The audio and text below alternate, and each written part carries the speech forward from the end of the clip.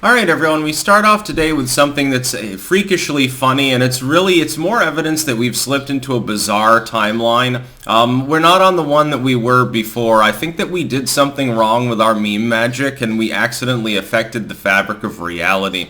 Looking at this, link in the description, archived of course. Tell me this isn't one of the funniest things that you've ever seen. Madison Cawthorn, of course, he's a Republican in the legislature. He's an evangelical, self-professed. It shows him at a drunken cruise ship party, actually, in which he is dressed, I guess, as a gag in lingerie and women's clothes. The funny part is that this is being made into a political spectacle, not by the normal people that you would suggest. Normally, something like this, maybe the evangelicals be the one with the problem. No, you're hearing from MSNBC and Joy Ann Reid and all these other morons and freaks that somehow this is politically relevant. This is a major scandal. I guess the idea at the core is, well, he's a hypocrite. Here he is at this drunken party with a bra on, and he claims to be evangelical. He's also in his 20s, like he's considerably young. In fact, I think he might be the youngest person in Congress at the moment. Not that that's historically saying much, but he's young. He's not far out of the college age range. Having a good time with multiple girls there as well. Okay, that might not be evangelical, but it's definitely televangelist religion. I guess this is the equivalent, basically. Here's how I read it. This is the equivalent of the one goofball at the party that gets drunk and puts the lampshade on his head. Only this time he decided to get a little bit more wild than that. I don't know that it's particularly a political problem. It's not even technically hypocrisy. It's like, hey, I believe in Jesus. I'm not allowed to go to the party. You can construe Christianity that way. Many fundamentalists might. That would be their interpretation, though. Others are like, no, it's perfectly fine. As long as it's like a once-in-a-while thing, sobriety is close to godliness and stuff, instead of getting wasted all day, every day or something.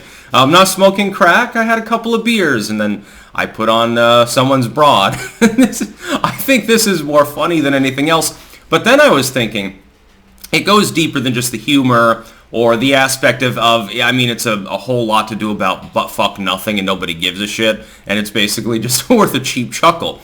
The other part is that if this weren't Madison Cawthorn, if this were even a neoconservative Republican, if Mitt Romney were at a party and he decided to put his wife's panties on his head or something like that, it would be considered slut-shaming. That's the label that they would unironically use if you criticized it. Because he's Pierre Delecto, of course. He's got Trump derangement syndrome, so he's allowed, even though he's an old white Republican dude. If it were a Democrat, can you imagine? Imagine, actually, I can think of an example. I can't remember her name. You remember that one Dem congresswoman at one point who had to resign because there were photos of her naked and smoking a bong and stuff like that, and she was sunbathing nude, and she had, I guess, a lesbian relationship with a coworker or something, and she was forced to resign. And at the time, it's like, okay, I can understand from the position of taxpayers, your tax money is effectively going to paying someone who is engaged in behavior that I think most citizens wouldn't appreciate. I personally don't care if people smoke weed or do topless sunbathing and stuff, and really it's not political in nature. It doesn't affect one's ability to craft legislation or anything like that. But the taxpayers would say, well, maybe it's a problem. When, though, she was criticized, what was it? It was sexism. It was you just hate a woman who's independent. She's just having a good time. And by the way, I largely agreed with this. But it was chalked up to misogyny. So does that mean that you hate crippled people? Because Cawthorn, I think, is wheelchair bound. If you have a problem with this, is it that you're misandrist or something? I see MSNBC has no problem with suggesting that Madison Cawthorn isn't allowed to have a couple of drinks and put a bra on. That's what I see. But if that were applied to someone who had a different letter after the name, was a different gender, maybe a different color or something, MSNBC wouldn't have dick to say about it except to say that you were evil and racist if you criticized them. That's the hypocrisy that I see here. Again, you do have examples of this throughout time. I'm not exactly sure even why this is perceived of as newsworthy. I mean, the only reason I'm talking about it, I find it hilarious, so, I like to talk about funny things once in a while. The DSA just passed in Europe, so there's definitely bad news of the day as well. I'm going to wait till tomorrow to do, by the way, because there's nothing to be done about it, unfortunately. I like a little bit of humor, but the hypocrisy is really the worst part. We have this systemically in culture because Madison Cawthorn is considered to be far right. Of course, he's a young white dude as well. He's evangelical, on paper at least. And so, he's allowed to be criticized, but the Dem staffer or the person of a different complexion, they're not allowed to be criticized. Even if it's on similar terms. Again, that particular individual, again, I can't remember the name, that had like the topless bong picture and stuff, was protected by MSNBC. Joy Reid, I think, was one of the people, ironically, considering what MSNBC's been posting on Twitter for the last 24 hours about Cawthorn, was one of the people who vociferously defended her. Oh my God, you just hate the idea of a woman having a good time. If this were a man, you wouldn't have a problem with it. You'd be laughing. I would be, because laughing anyway. They were defending her.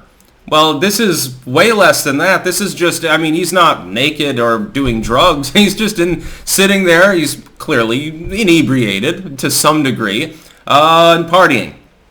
Yeah, it's really hard-hitting journalism that we're getting from MSNBC these days. And just think, they've actually got the leftoids and increasingly the liberals watching them, if they pay attention to legacy media at all, and that's less and less people. Just look at CNN+. It's like other networks are losing out. MSNBC is actually reasonably stable. This is really the attack dog network of the left, and I would also like to point one thing out about Madison Cawthorn, which is that he's not on the populist edge of the right. He's not a principled, full-on populist or libertarian Republican. He's the missing link sort of person. So he's sort of like Lindsey Graham or something.